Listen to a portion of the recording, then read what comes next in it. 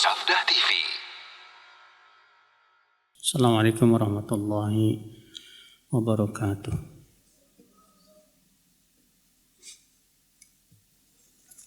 Innal hamdalillah nahmaduhu wa nasta'inuhu wa nastaghfiruh wa na'udzu billahi min shururi anfusina wa min sayyiati a'malina.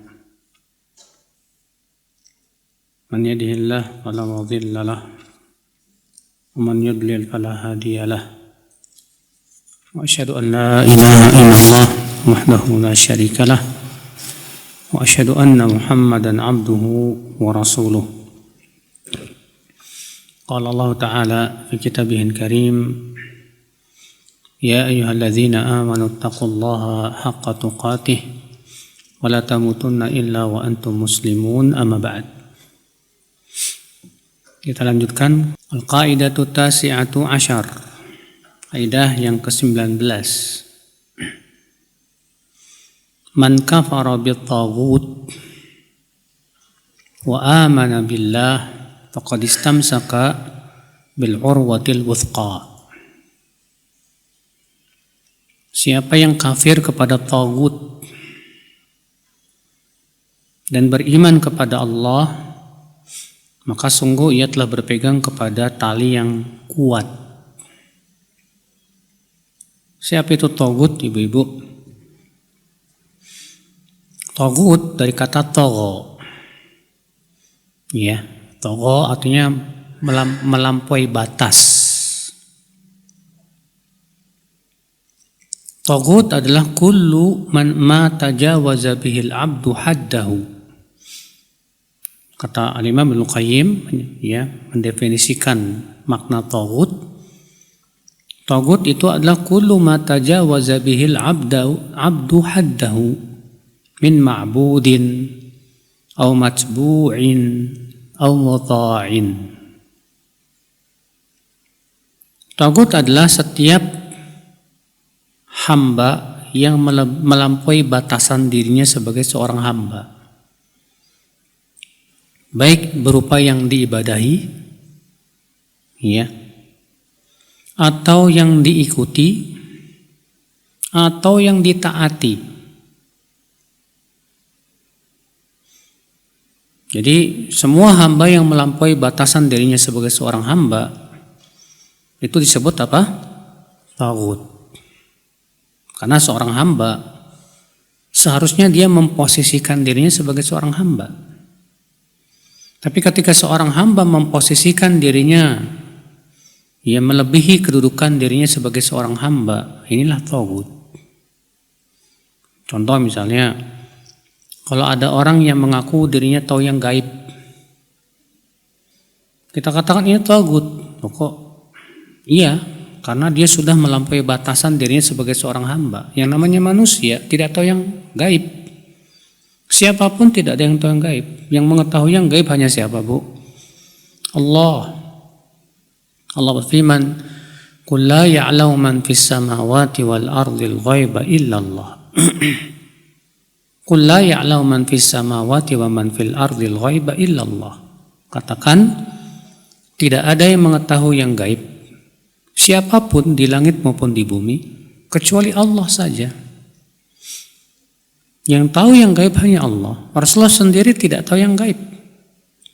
Rasulullah diberitahu oleh Allah. Iya. Maka Rasulullah tidak tahu yang gaib.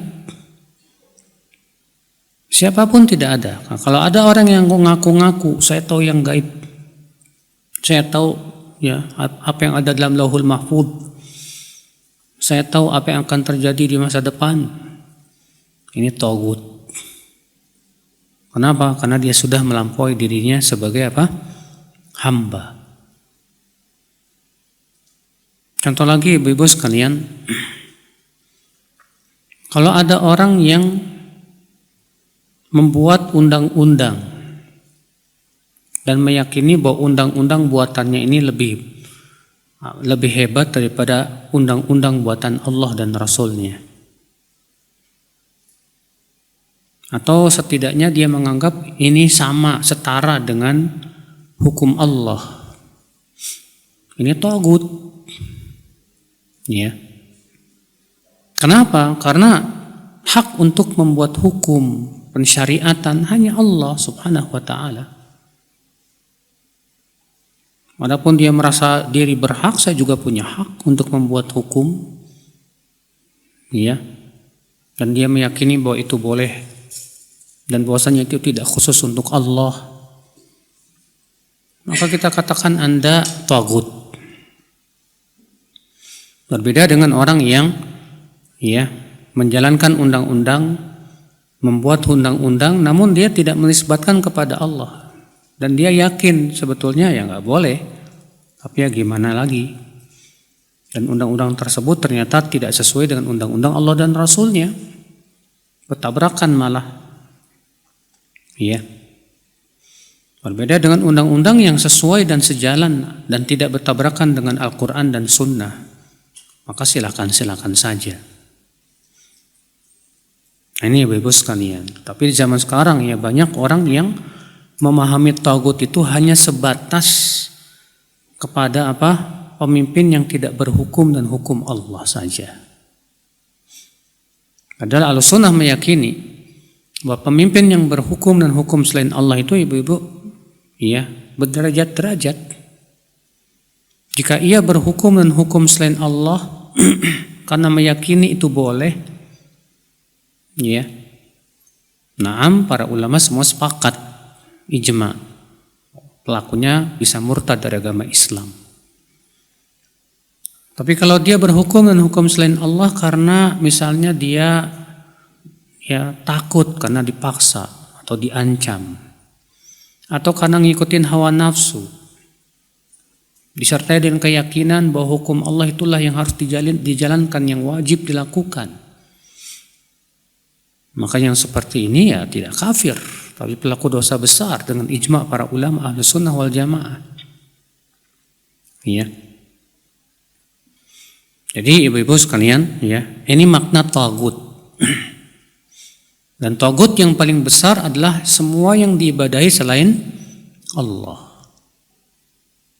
Semua yang diibadahi selain Allah dia tagut. Terus bagaimana Nabi Isa? Nabi Isa bukannya diibadahi? Iya. Tapi syaratnya apa? Diibadahi dalam keadaan dia ridho. Kuburan diibadahi selain Allah, tagut, ya, betul. Seorang kiai yang diibadahi selain Allah dikultuskan dan dia ridho untuk dikultuskan, dia ridho untuk diibadahi, naam, ini tagut. Ya. Nah, konsekuensi iman ibu-ibu adalah kita harus kafir kepada tagut dan hanya beriman kepada Allah. Allah berfirman dalam surat Al-Baqarah ayat 256. Faman yakfur bit-taghut wa yu'min billah faqad istamsaka bil urwatil wuthqa. Siapa yang kafir kepada tagut dan beriman kepada Allah, sungguh ia telah berpegang kepada tali yang kuat. Iya. Yang dimaksud dengan tali yang kuat di sini yaitu la ilaha illallah. Lihat ibu-ibu sekalian, ya. Allah menyebutkan harus ada dua tadi. Yang pertama kafir kepada tagut, itu semua yang diibadahi selain Allah, dan beriman hanya kepada Allah. Kalau iman kepada Allah tapi tidak kafir kepada tagut, maka ini tidak diterima keimanannya. Kafir kepada tagut tapi tidak beriman kepada Allah, ini pun tidak disebut iman, jelas. Maka yang namanya iman harus terdiri dari dua ini.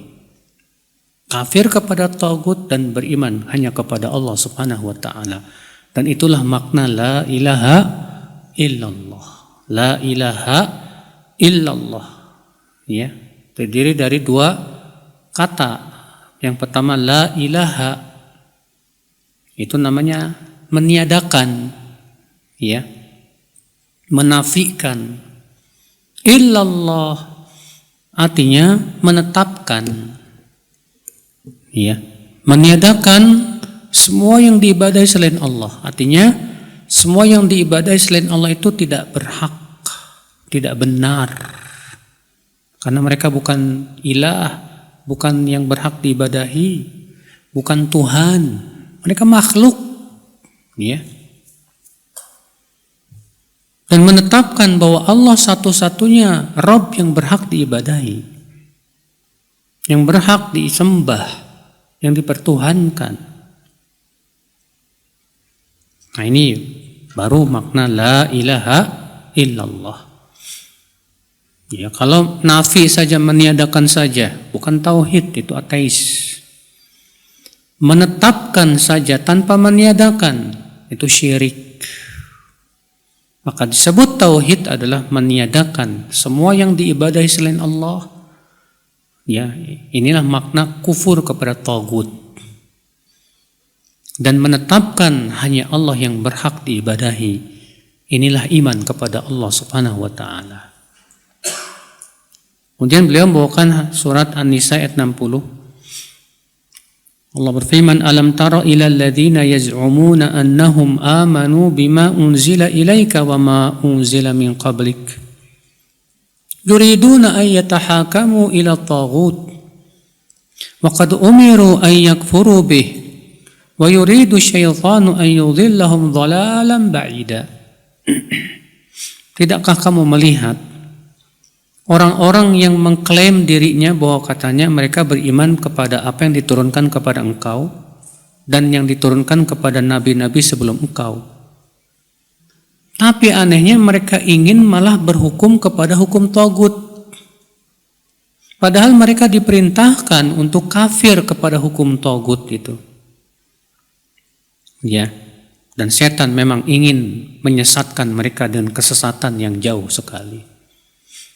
Lihat, Allah Subhanahu wa taala heran kepada orang-orang yang mengklaim, mengaku-ngaku beriman kepada Al-Qur'an, kepada kitab-kitab suci sebelumnya, tapi kok malah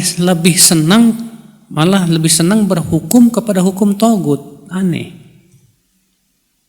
Kalau dia beriman bahwasanya Al-Qur'an itu sebaik-baik pedoman, hadis itu sebaik-baik bimbingan, seharusnya kan dia menjadikan Al-Quran dan hadis sebagai hukum dong dalam kehidupan. Ya. Ini kok malah tidak suka dan lebih suka untuk berhukum kepada tagut. Ini aneh. Ya. Hal seperti ini bisa membatalkan keimanan tentunya, saudaraku seiman, bahkan membatalkan keislaman. Demikian pula Allah berfirman dalam surat An-Nisa ayat 51. Alam tara ilal ladzina utu nasiban minal kitab yu'minuna bil jibti wat taghut wa yaquluna lil ladzina kafaru haula'i ahda minal ladzina amanu sabila. Tidakkah kamu melihat orang-orang yang diberikan Alkitab, itu Yahudi dan Nasrani, ya? Mereka beriman kepada jibet dan taghut. Jibet di sini dukun. Ada yang mengatakan jibet di sini setan, dan taghut itu dukun. Wa yaquluna lil ladzina kafaru. Lalu mereka berkata kepada orang-orang kafir, mereka ini, orang-orang kafir ini lebih mendapat petunjuk daripada orang-orang yang beriman dan lebih baik jalannya. Kok aneh? Padahal mereka diberikan Alkitab. Mereka baca Taurat, mereka baca Injil. Sama halnya dengan kaum muslimin. Ya, diturunkan Al-Quran, ada hadis. Padahal Al-Quran sebaik-baik ucapan, hadis sebaik-baik bimbingan. Tapi kok anehnya tidak mau gitu loh. Ya, berhukum kepada kitabullah dan sunnah Rasulullah sallallahu alaihi wasallam. Iya. Namun sudah kita jelaskan juga, orang yang berhukum kepada hukum selain Allah sudah diberikan perinciannya oleh para ulama. Tidak semuanya kafir, ya. Buktinya Najasyi masuk Islam tidak? Masuk Islam. Selama ia masuk Islam dan dia menjadi Raja Habasyah, ternyata tidak berhukum dan hukum Allah. Ya. Sehingga bisa kita istimbat bahwa tidak setiap hukum orang yang berhukum dengan hukum selain Allah itu kafir. Kalaulah semuanya kafir, tentu pasti Rasulullah akan mengkafirkan Najasyi. Ya. Tapi ketika Najasyi meninggal, Rasulullah menyolatkannya dengan sholat gaib. Dengan sholat apa? Sholat gaib. Ya.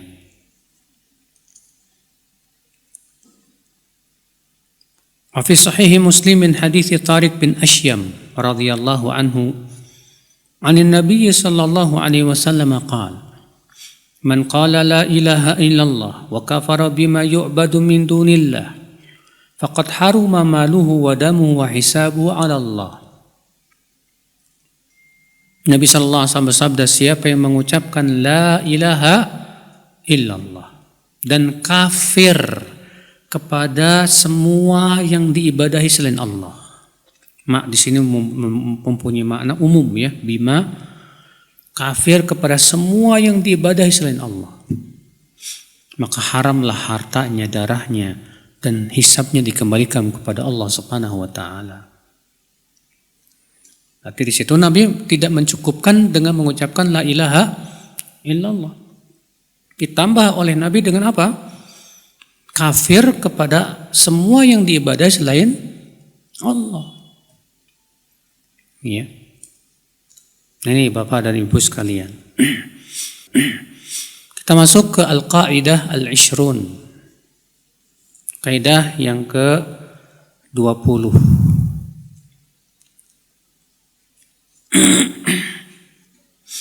Al-ilah huwa alladhi ya'lahuhu al-qalbu bi kamalil hubbi wat-ta'zimi wal-ijlali wal-ikrami wal-khawfi wal-raja. Al-ilah disebut ilah, sesembahan, adalah yang disembah oleh hati, yang diibadahi oleh hati dengan cinta yang sempurna, bikamalil hubbi, wa ta'zimi dan pengagungan, wal ijlali dan penghormatan, wal ikrami dan pemuliaan, wal khaufi dan takut, war rajai dan berharap. Iya. Nah, ini definisi ilah. Definisi apa? Ilah yang disebutkan dalam ucapan la ilaha illallah. Ilah itu siapa sih? Apa definisi ilah? Ilah kata beliau yaitu yang ya'lahuhul qulubu, yang diilahkan oleh hati, yang diibadahi oleh hati, disembah oleh hati dengan cinta yang sempurna, pengagungan, penghormatan, pemuliaan, rasa takut dan berharap.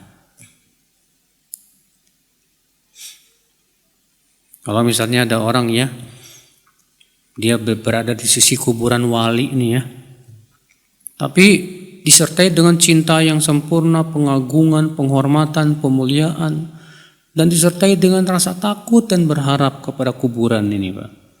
Berarti dia sudah menjadikan kuburan sebagai apa? Ilah. Iya. Makanya orang-orang yang menyembah selain Allah terkumpul padanya sifat-sifat ini. Yang mengambil ilah selain Allah terkumpul padanya sifat-sifat ini. Ya. Berupa apa? Cinta, ya, berharap, takut, pengagungan, penghormatan, pemuliaan. Dan kita lihat bagaimana mereka itikaf di sisi Tuhan-Tuhan mereka itu. Berdiam di situ dengan penuh rasa cinta, pengagungan, rasa takut kualat. Dengan berharap, dengan penuh harapan. Ya. Agar doa-doa mereka kepada kuburan itu bisa dikabulkan. Nah, inilah Bapak dan Ibu sekalian, pahami betul apa makna apa? Ilah. Kata beliau, wa hadhihi min qawaid Syekhul Islam Taimiyah fi Kitabil Ubudiyah. Ini merupakan kaidah yang disebutkan oleh Syekhul Islam Taimiyah dalam kitab Al-Ubudiyah. Fa kullu ibadatin tasrifuha lillahi fayajibu li zaman an takuna mustamilatan ala hadhil arkan. Semua ibadah yang kamu berikan kepada Allah pasti mengandung sifat-sifat ini.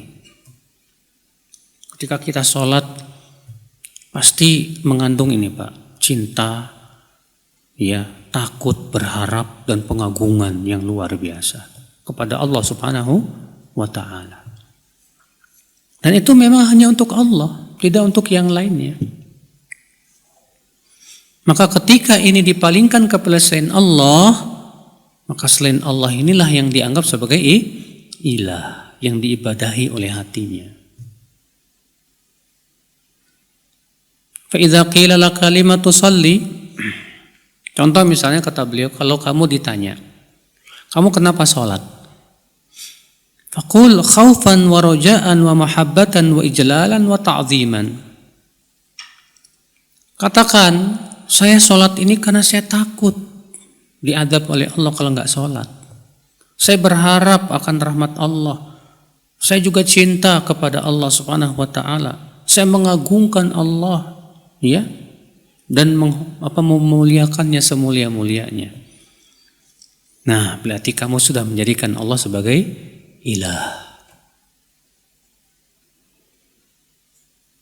Demikian pula dalam seluruh ibadah. Kamu kenapa zakat? Ketika kita zakat, sifat-sifat ini harus ada. Rasa takut, berharap, cinta, pengagungan, pemuliaan kepada Allah Azza wa Jalla. Saya berzakat ini karena saya takut kepada Allah, berharap akan pahala dan karunia-Nya serta ridha-Nya. Ya. Dipenuhi rasa cinta kepada Allah, pengagungan dan penghormatan terhadap, ya, syariat-syariatnya. Nah, ini baru kemudian disebut mengilahkan Allah Subhanahu wa taala. Makanya Allah mengecam Bapak dan Ibu-ibu, ya, orang yang menjadikan hawa nafsunya sebagai ilah. Dalam surat Al-Jathiyah. Apa kata Allah? Afara'aita man ittakhadha ilahahu hawah fa adallahu Allahu ala ilm. Bagaimana pendapatmu tentang orang yang mengambil hawa nafsunya sebagai apa? Ilah. Maksudnya mengambil hawa nafsu sebagai ilah gimana? Dia lebih mencintai hawa nafsunya. Dia lebih mengagungkan hawa nafsunya daripada mengagungkan Allah Subhanahu wa taala. Bahkan dia meremehkan Allah, meremehkan syariatnya, meremehkan perintahnya. Dia lebih senang mengikuti hawa nafsunya. Maka Allah menganggap orang ini sudah menjadikan hawa nafsunya sebagai apa? Ilah. Iya. Maka Allah pun sesatkan orang yang mempertuhankan hawa nafsunya itu di atas keilmuan. Artinya walaupun ilmunya banyak tetap bisa tersesat, Pak, akibat mempertuhankan hawa nafsu. Iya. Ikhwata Islam, saudaraku seiman. Maka hati-hati, jangan sampai kita termasuk orang yang mempertuhankan apa? Hawa nafsu, Bapak, Ibu. Banyak kaum muslimin yang KTP-nya Islam masih mempertuhankan hawa nafsu. Ya, disuruh sholat ogah, disuruh, ya, menutup aurat perempuan itu ogah. Ketika ditanya, kamu tahu nggak pakai jilbab wajib? Tahu sih, cuman gimana ya, panas. Akhirnya dia lebih mempertuhankan mengikuti hawa nafsunya. Iya. Iya. Al-Qaidatul Wahidatu wal Ishrun, kaidah yang ke-21. Man sawwa ghairallahi billahi fi syai'in min khasa'isi uluhiyatihi faqad asyraka fi tauhidil uluhiyati. siapa yang menyamakan selain Allah dengan Allah pada sesuatu dari kekhususan ilahiyahnya Allah.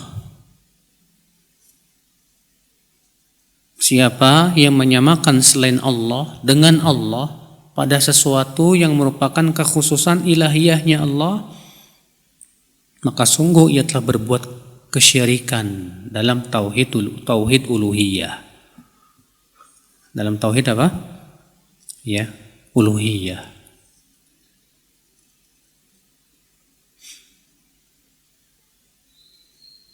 Contohnya apa? Ibadah itu hanya untuk siapa? Hanya untuk Allah Subhanahu wa ta'ala. Maka ketika seseorang beribadah kepada selain Allah, ya, salah satu macam ibadah saja, sama saja dia menyamakan selain Allah dengan apa? Dengan Allah dalam kekhususan ilahiyahnya Allah Subhanahu wa ta'ala. Kata beliau, faman dzabaha li ghairillah. Contoh, orang yang menyembelih hewan untuk selain Allah. Yang namanya hewan milik siapa, Pak? Bu? Yang menciptakan hewan siapa? Allah Subhanahu wa ta'ala.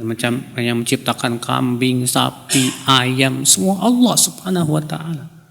Tapi kemudian ada orang yang mempersembahkan hewan-hewan ini untuk selain Allah. Dia sembelih kerbau untuk dipersembahkan misalnya ke hantu laut, penguasa lautan. Dia sembelih kerbau misalnya, dia persembahkan ke gunung misalnya. Dalam rangka apa katanya? Dalam rangka untuk menolak bala.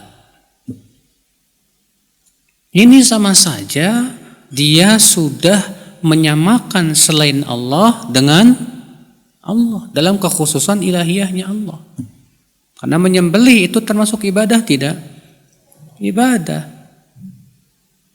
Allah berfirman, "Qul inna salati wa nusuki wa mahyaya wa mamati lillahi rabbil alamin." Qul inna salati, katakanlah sesungguhnya salatku, nusukku. Apa yang makna nusuk? Nusuk itu artinya sembelihan, Pak. Hidupku dan matiku hanya untuk Allah Subhanahu wa ta'ala. Berarti dia sudah memalingkan ibadah kepada selain Allah, ibadah menyembelih itu. Berarti dia sama saja sudah menyamakan Allah dalam ibadah menyembelih. Yang menyamakan selain Allah dengan Allah. Wa man da'a ghairallah kama yad'ullah faqad sawa ghairallah. Siapa yang berdoa kepada selain Allah seperti dia berdoa kepada Allah, berarti dia sudah menyamakan Allah dalam ibadah doa. Ya. Yang bisa mengabulkan doa hanya Allah. Kalau dia punya keyakinan bahwa mayat yang ada di kuburan bisa mengabulkan doa juga, wah ini bukan hanya syirik dalam uluhiyah, bahkan dalam rububiyah juga. Ikhwati Islam, saudaraku seiman. Wa man raka'a aw sajada li ghairillah. Siapa yang ruku atau sujud untuk selain Allah, maka sungguh ia telah menyamakan selain Allah dengan Allah. Karena ruku dan sujud itu ibadah hanya untuk Allah saja. Ya. Maka orang yang sujud kepada patung atau sujud kepada kiai atau sujud, kita katakan akhi, sujud hanya untuk Allah, tidak boleh untuk selain Allah. Kamu sujud kepada selain Allah berarti kamu samakan selain Allah dengan Allah. Ya. Fakullu man sarafa syai'an minal ibadati li ghairillah faqad sawa ghairallah billah. Siapa semua orang yang memalingkan ibadah kepada selain Allah, sama saja dia menyamakan selain Allah dengan apa? Dengan Allah. Kenapa? Karena yang berhak diibadahi hanya Allah Subhanahu wa ta'ala. Yang lain enggak berhak diibadahi. Ya.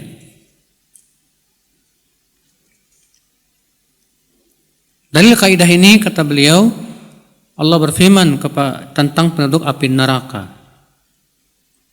dalam surat Asy-Syu'ara ayat 97 98. Penyesalan penduduk api neraka yang mengatakan, tallahi in kunna lafi dhalalim mubin id nusawwikum bi rabbil alamin. Demi Allah, sesungguhnya kami benar-benar dalam kesesatan yang nyata karena kami menyamakan kalian dengan Rabbul Alamin. Tuh lihat, menyamakan kalian yang dimaksud di sini yang diibadahi selain Allah. Penduduk api neraka yang menyembah selain Allah ini dikumpulkan bersama sesembahannya di neraka. Disitulah penduduk neraka nyesel. Kenapa saya samakan kamu sama Allah? Nyesel. Ya, nyeselnya di neraka. Kalau nyeselnya di dunia masih mending ya. Di neraka penyesalan sudah tidak ada manfaatnya lagi. Nasallallahu salamata wal afiyah. Makanya di hari kiamat akan jelaslah Pak, siapa sebetulnya yang berhak diibadahi, siapa yang Tuhan, benar-benar Tuhan itu siapa. Allah juga berfirman dalam surat Al-Baqarah ayat 22, "Fala taj'alu lillahi andada." Jangan kamu jadikan untuk Allah andada. Apa makna andada? Jamak dari niddun. Artinya apa? Ya, tandingan yang sama dengan Allah. Itu andad namanya. Maka jangan samakan selain Allah dengan Allah. Baik dalam sifat maupun dalam nama maupun dalam apa? Ya, ibadah. Gak boleh disamakan Allah dengan makhluknya, karena itu penghinaan besar untuk Allah, di mana Allah disamakan dengan makhluknya. Kita aja gak suka disamakan sama makhluk yang lebih rendah dari kita, Mas. Antum diejek sama teman antum, ente kayak monyet. Seneng gak disebut kayak monyet? Disamain sama monyet, suka gak Pak? Gak suka. Kenapa kita gak suka disamain sama monyet, Bu? Karena kan monyet makhluk yang lebih rendah dari manusia. Tapi kalau disamain sama malaikat mau nggak? Ente kayak malaikat deh. Seneng. Kenapa? Karena malaikat lebih mulia dari kita. Sekarang ada nggak yang lebih mulia dari Allah? Adakah yang sebanding dengan Allah dalam kemuliaan? Tidak ada. Terus Allah disamakan dengan makhluknya yang lemah, yang membutuhkan karunia Allah. Adakah penghinaan yang paling besar daripada kesyirikan, ibu-ibu? Ini penghinaan berat untuk Allah Subhanahu wa taala. Makanya Allah tidak pernah mengampuni dosa syirik kalau ia mati di atas kesyirikan. Na'udzubillah, nasallallahu salamata wal afiyah. Al-qaidah ats-tsaniyah wal 20. Kaidah yang ke-22.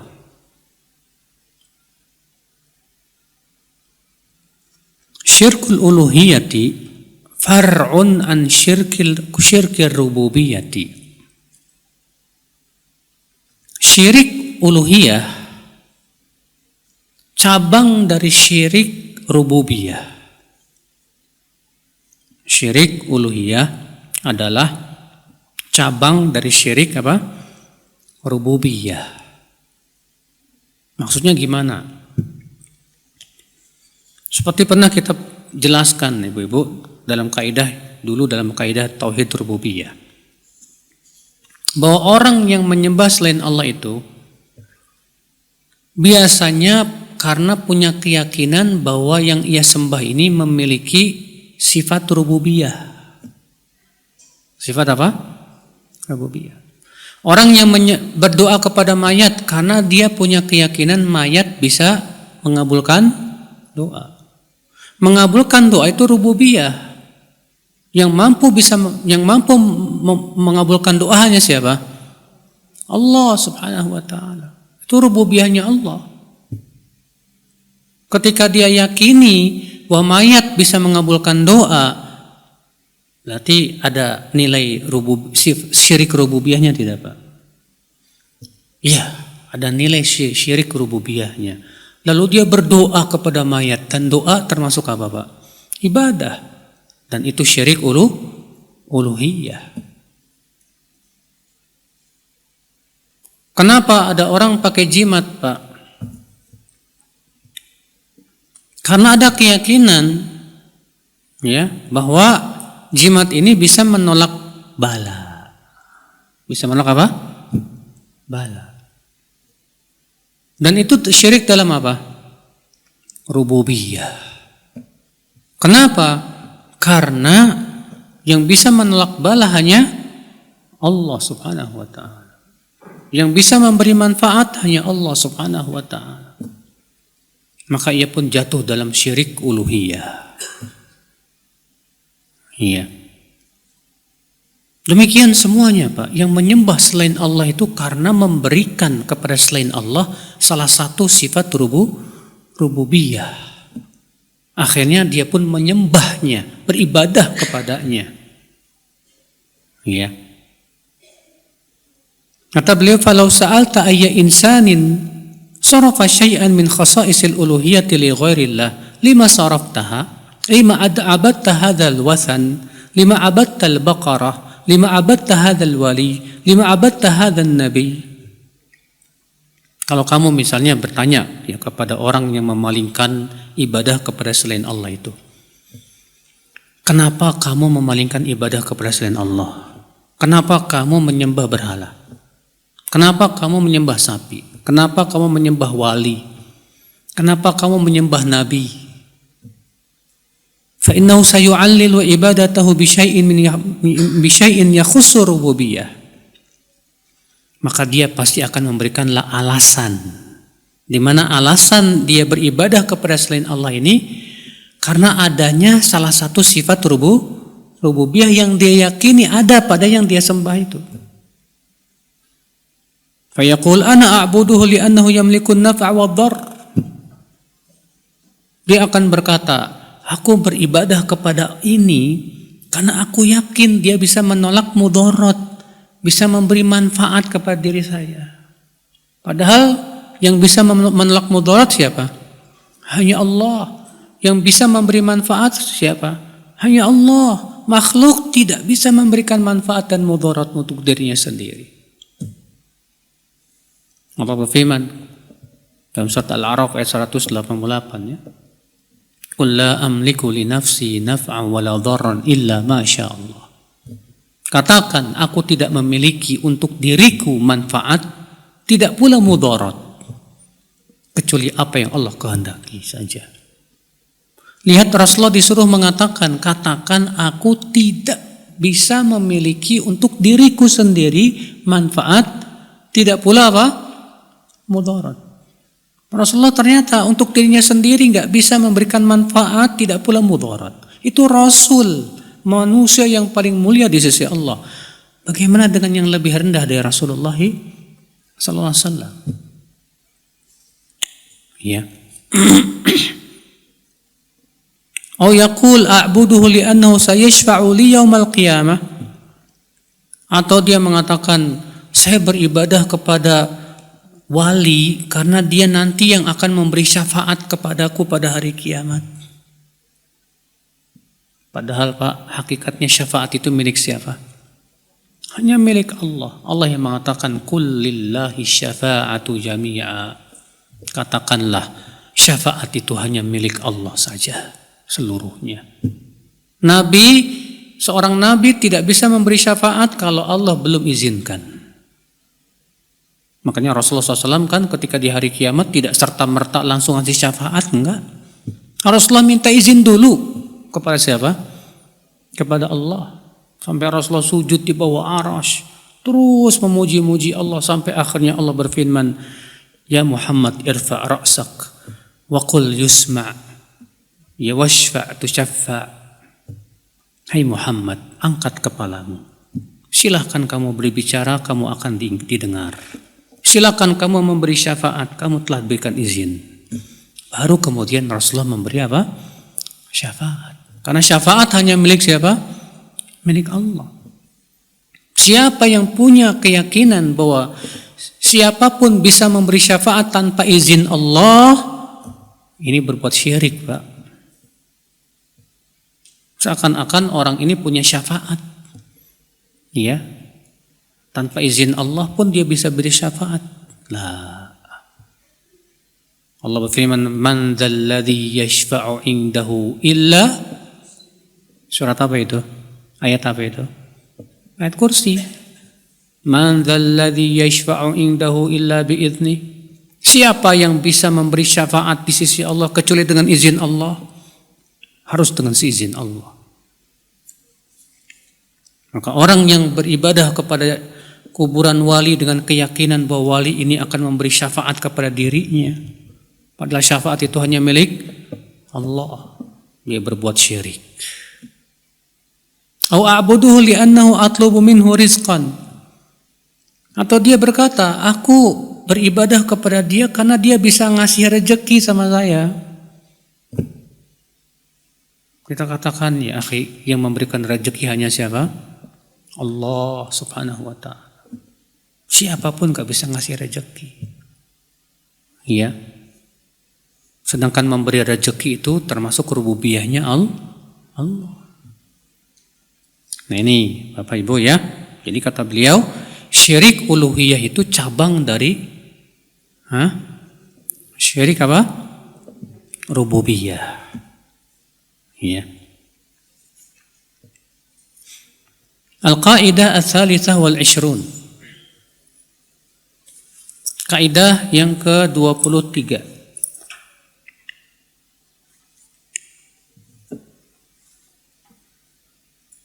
Asyirku akbarul kabair wa a'dhamudz dzulmi 'alal itlaqi. Syirik adalah dosa besar yang paling besar. Kezoliman yang paling zolim secara mutlak.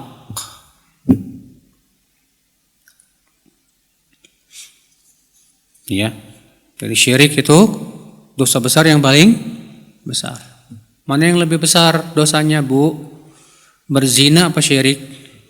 Jelas syirik dong. Mana yang lebih besar dosanya? Membunuh apa syirik? Jelas syirik dong. Tapi bukan berarti perbandingan ini untuk meremehkan masalah membunuh, zina, bukan. Untuk hanya memberitahu bahwa syirik itu lebih besar dosanya daripada semua dosa besar. Semua dosa besar itu kecil dibandingkan dengan apa? Syirik. Iya. Makanya orang yang mati di atas syirik haram masuk surga. Allah berfirman, "Innahu man yusyrik billah faqad harramallahu 'alaihil jannah." Sesungguhnya siapa yang berbuat syirik, mempersekutukan Allah, maka Allah haramkan ia masuk ke dalam apa? Jannah, surga. Lihat. Kalau orang yang mati dalam keadaan berzina masih ada kesempatan masuk surga enggak, Mas? Masih ada, walaupun harus diazab dulu. Tapi bukan berarti saya sedang memberi angin segar kepada tukang zina, enggak. Karena sebagian orang ada yang punya salah paham, Pak. Oh kalau gitu, yang penting saya mati di atas tauhid, ya saya zina aja lah, nggak apa-apa. Paling saya masuk neraka seminggu 2 minggu. Kita katakan la ilaha illallah. Siapa yang menjamin Anda, wahai orang yang berzina, wahai orang yang berbuat dosa besar? Siapa yang menjamin Anda bahwa Anda akan mati di atas tauhid? Kata para ulama, al-ma'asi dihlizul kufur. Maksiat itu jendela menuju kekafiran. Yang dikhawatirkan kalau kamu berzina terus tidak mau meninggalkan zina, kamu lama-lama menghalalkan zina. Menghalalkan zina saja sudah kufur besar, bisa mengeluarkan pelakunya dari Islam, murtad. Iya. Atau Allah jadikan hati kamu condong kepada kesyirikan dan membenarkan kesyirikan. Dan itu kita lihat memang para pelaku dosa besar rata-rata malah membela kekufuran. Iya. Namun ini sedang membandingkan ini, bahwa syirik adalah dosa besar yang paling besar. Kezoliman yang paling zolim syirik. Allah berfirman dalam surat Luqman ayat 13, "Inna syirka la dzulmun azim." Sesungguhnya syirik adalah kezaliman yang besar di sisi Allah. Allah juga berfirman dalam surat Al-Ahqaf ayat 5, "Wa man adallu mimman yad'u min dunillah man la yastajibu lahu ila yaumil qiyamah." Siapakah yang paling sesat dari orang yang berdoa kepada selain Allah, di mana yang didoai itu tidak bisa mengijabah untuk mereka sampai hari kiamat. Allah mengatakan bahwa berdoa kepada selain Allah itu orang yang paling sesat di dunia, Pak. Ya. Makanya Rasulullah SAW sabda, "Ala unabbiukum bi akbaril kabair." Maukah aku beritahu kepada kalian dosa besar yang paling besar? Qulna bala ya Rasulullah. Mau ya Rasulullah. Apa kata Rasulullah? Al-isyraku billah. Mempersekutukan Allah. Mungkin dalam hadis Ibnu Mas'ud bertanya kepada Rasulullah, "Ya sa'altun Nabi sallallahu alaihi wasallam ayyadz dzambi a'zam indallah?" Hai Rasulullah, dosa apa yang paling berat, yang paling besar di sisi Allah? Apa kata Rasulullah sallallahu alaihi wasallam? "Antaj'ala lillahi niddan wa huwa khalaqak." Kamu jadikan untuk Allah tandingan, padahal Allah yang telah menciptakan kamu. Iya. Nah ini Bapak dan Ibu, maka selayaknya bagi siapapun yang menginginkan surga Allah Azza wa Jalla, hendaknya dia berhati-hati dan khawatir, Pak, Bu, jangan sampai jatuh kepada apa? Syirik. Makanya seorang muwahhid, orang yang mentauhidkan Allah, yang paling dia takutkan itu syirik, sudah. Yang dia khawatirkan mati di atas apa? Syirik itu. Takut dia, Pak. Sampai Nabi Ibrahim saja, Imamul Muwahhidin, berdoa, "Wajnubni wa baniya an na'budal asnam." Ya Allah, jauhkan aku dan anak-anakku untuk menyembah berhala. Sampai Nabi kita yang mulia alaihi wassalam, sebaik-baik manusia, ya beliau mengatakan, "Allahumma inni a'udzubika an usyrika bika syai'an a'lamu wa astaghfiruka lima la a'lamu." Ya Allah, aku berlindung kepadamu untuk mempersekutukan Engkau dalam keadaan aku ya mengetahuinya, dan aku mohon ampun kepada Engkau dalam keadaan aku tidak mengetahuinya. Jangan pernah merasa aman dari apa? Syirik. Maka kewajiban kita terus belajar apa hakikat syirik itu. Atau orang yang sudah belajar syirik dan itu syirik, bisa saja jatuh kepada syirik, Pak, Bu. Sangat bisa. Kalau dia tidak memelihara tauhidnya. Maka ini jadi dosa yang paling berat, dosa yang paling besar di sisi Allah apa itu? Syirik, mempersekutukan Allah Subhanahu wa taala. Jangan sampai kita termasuk orang-orang yang demikian, ya, yang berbuat kesyirikan. Nasallallahu as-salamata wal afiyah. Al-qaidatu ar-rabi'atu wal 'ishrun. Kaidah yang ke-24.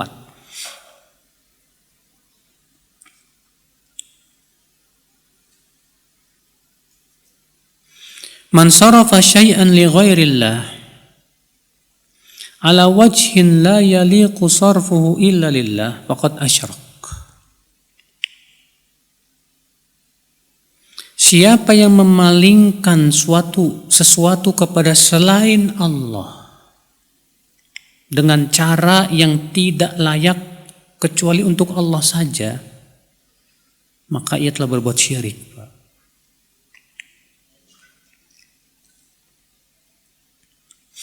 Siapa yang memalingkan sesuatu kepada selain Allah dengan cara yang tidak layak kecuali hanya untuk Allah, maka ia telah berbuat syirik. Perhatikan kata-kata dengan cara yang tidak layak kecuali hanya untuk Allah. Saya berikan contoh. Ada perbuatan atau ibadah-ibadah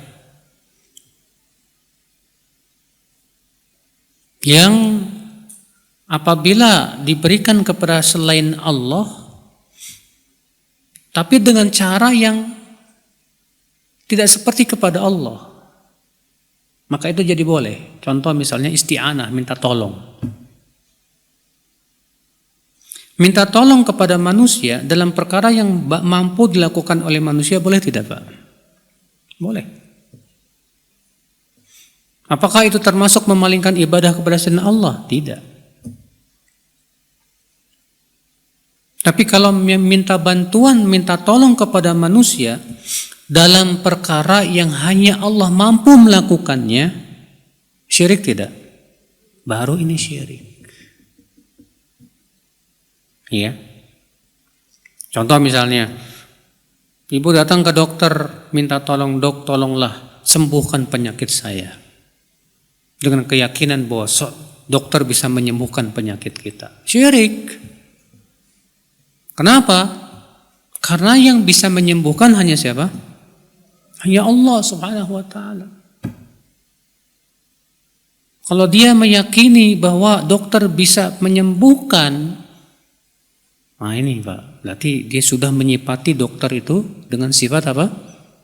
Rububiyah Allah Subhanahu wa ta'ala. Syirik Pak. Syiriknya syirik apa? Syirik rububiyah. Iya. Contoh lagi, minta perlindungan. Minta perlindungan kepada polisi dalam perkara yang polisi mampu melakukannya, boleh tidak? Boleh. Kita misalnya dikejar-kejar orang yang mau membunuh kita. Pergi kita ke kantor polisi minta tolong, minta perlindungan. Boleh, gak masalah. Tapi minta perlindungan dalam perkara yang hanya Allah mampu melakukannya kepada selain Allah, syirik tidak? Syirik. Ya, minta perlindungan kepada Allah dari mudarat, dari bala, dari bencana. Maka ini semua syirik Pak. Karena yang bisa melindungi kita dari itu semua hanya siapa? Allah Azza wa Jalla. Allah Rabbul Alamin. Iya. Meminta. Kalau meminta kepada manusia dalam perkara yang manusia mampu melakukannya, diperbolehkan nggak Pak? Boleh kalau darurat. Adapun kalau nggak darurat dilarang sama Rasulullah SAW. Rasulullah melarang umatnya untuk minta. Tapi kalau keadaannya darurat harus minta, nggak apa-apa. Tapi dalam masalah yang hanya Allah mampu melakukannya, tidak boleh minta kecuali kepada Allah Subhanahu wa ta'ala. Seperti tadi, minta kesembuhan, minta kesehatan, ya, minta rezeki. Itu semua Allah yang mampu melakukannya, ibu-ibu dan bapak sekalian. Ya. Kata beliau, "Wa man dzabaha li ghairillahi ta'abbudan wa ta'ziman faqad asyrak." Siapa yang menyembelih untuk selain Allah karena dia mengagungkan selain Allah tadi dan dalam rangka ibadah kepada selain Allah, maka jelas ini syirik. Tapi kalau menyembelih untuk selain Allah, contoh misalnya menyembelih kambing untuk menghormati tetamu, boleh nggak? Boleh, disyariatkan. Itu termasuk menyembelih untuk selain Allah, Pak. Tapi itu boleh, karena itu sesuai dengan perintah Allah. Iya. Adapun kemudian menyembelih untuk kuburan wali dalam rangka taqarrub kepada wali, dalam rangka mengagungkan, ya, disertai dengan rasa takut dan berharap, maka ini jelas syirkun akbar. Syirik yang apa? Yang besar. Ya. Makanya lihat orang-orang Syiah itu, Pak, mereka firqah yang paling doyan syirik sama orang-orang sufi. Orang Syiah menyipati Husain, Ali, ya, dengan sifat-sifat ketuhanan. Kalau antum baca kitab-kitab Syiah, ya, itu mereka menyifati Ali bin Abi Thalib radhiyallahu an dengan sifat-sifat ketuhanan. Katanya Ali yang menghidupkan, yang mematikan, yang menghisap nanti pada hari kiamat. Bahkan mereka meminta tolong kepada Husain, madad ya Husain, madad ya Husain. Madad artinya apa? Tolonglah kami ya Husain. Minta tolong. Kesyirikan. Ya, ini dua firqah yang paling doyan syirik, dua ini Pak. Syiah sama apa? Sufi. Kalau Sufi biasanya kepada para wali Pak. Iya. Wala haula wala quwata illa billah. Makanya kenikmatan yang luar biasa yang Allah berikan kepada seorang hamba itu saat diselamatkan dari apa? Syirik. Diselamatkan dari syirik. Wallahi itu nikmat yang luar biasa. Al-Qaidah al-Khamisah wal Ishrun. Kaidah yang ke-25. Man sarafa du'a al-ibadati li ghairillah faqad asyrak. Siapa yang memalingkan doa ibadah kepada selain Allah, maka sungguh ia telah berbuat syirik. Karena kan Pak Ibu pernah kita bahas ya, doa itu ada dua macam. Doa yang pertama doa ibadah. Doa yang kedua doa masalah, doa permintaan, doa minta. Iya. Adapun doa ibadah contohnya apa? Salat, ya, zikir.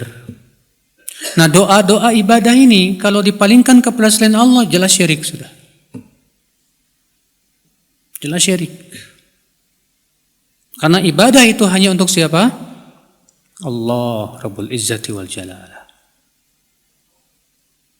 Allah berfirman, ya ayuhan nas, u'budu rabbakumul ladzi khalaqakum walladzina min qablikum la'allakum tattaqun. Wahai manusia, beribadahlah kepada siapa? Kepada Rabbmu yang telah menciptakan kamu. Lihat. Beribadahlah kepada Rabbmu yang telah menciptakan kamu dan menciptakan orang-orang sebelum kamu agar kamu bertakwa. Jadi yang berhak diibadahi siapa di situ dalam ayat itu? Yang telah menciptakan kita, Pak. Sementara selain Allah mampu menciptakan tidak? Tidak. Selain Allah tidak bisa menciptakan. Mana coba hasil ciptaannya sapi? Ada? Mana hasil ciptaannya malaikat? Nggak ada. Mana hasil ciptaannya para nabi? Nggak ada. Mereka tidak bisa menciptakan sesuatu. Boro-boro nyamuk aja nggak bisa. Yang disembah selain Allah itu. Para nabi pun berlepas diri dari orang-orang yang mempersekutukan Allah dengan dirinya. Maka yang berhak diibadahi hanya siapa? Yang mampu menciptakan langit dan bumi. Iya. Allah berfirman, "Hadza khalqullah, fa'aruni madza khalaqal ladzina min duni." Inilah ciptaan-ciptaan Allah semuanya. Coba perlihatkan kepadaku hasil ciptaan yang kalian sembah selain Allah itu. Mana? Mana hasil ciptaannya? Mana? Tidak ada. Iya. Maka ketika mereka tidak bisa menciptakan, bahkan mereka diciptakan, kok ngapain diibadahi? Buat apa diibadahi? Gak berhak mereka diibadahi. Ya. Makhluk itu lemah, tidak bisa memberikan manfaat, tidak pula bisa memberikan mudarat. Makhluk lemah, tidak bisa memberi rezeki, tidak pula bisa mengijabah doa, tidak pula memiliki syafaat. Makhluk lemah, membutuhkan karunia Allah. Kok malah kita beribadah kepada selain Allah Subhanahu wa taala? Kita palingkan ibadah kepada selain Allah. Di mana akal-akal kita? Di mana otak kita, saudaraku seiman? Ikhwata Islam, saudaraku seiman, rahimani wa rahimakumullah jami'an. Al-qa'idatu as-sadisatu wal-ishrun. Man da'a ghairallah du'a mas'alah fima la yaqdir alaihi ghairallah faqad asyrak. Siapa yang berdoa kepada selain Allah dengan doa masalah, doa meminta, dalam perkara yang tidak ada yang mampu melakukannya kecuali Allah, maka ia telah berbuat syirik. Nah, tadi disebutin Pak, doa itu ada dua macam Bu. Doa ibadah dan doa apa? Masalah. Doa ibadah sudah kita sebutkan. Siapa yang memalingkan doa ibadah kepada selain Allah, dia telah berbuat syirik. Adapun doa masalah, doa meminta, ya, maka siapa yang berdoa meminta kepada selain Allah dalam perkara yang tidak ada yang mampu melakukannya kecuali Allah, maka ini jelas syirik. Minta kesembuhan, ya, minta kesehatan, minta rezeki, semua itu hanya Allah yang mampu melakukannya. Maka nggak boleh kita minta kepada selain Allah, minta rezeki kepada selain Allah nggak boleh. Ya.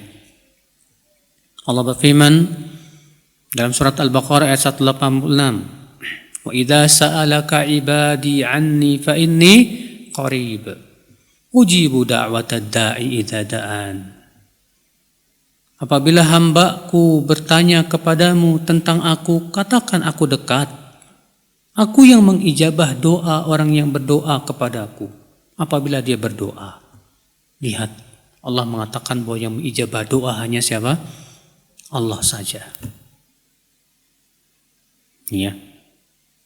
Nah ini Bapak dan Ibu, ya saya kira cukup sampai di sini. Kita tutup. Subhanakallah bihamdik. Asyhadu an la ilaha illa anta astaghfiruka wa atubu ilaik. Wassalamualaikum warahmatullahi wabarakatuh.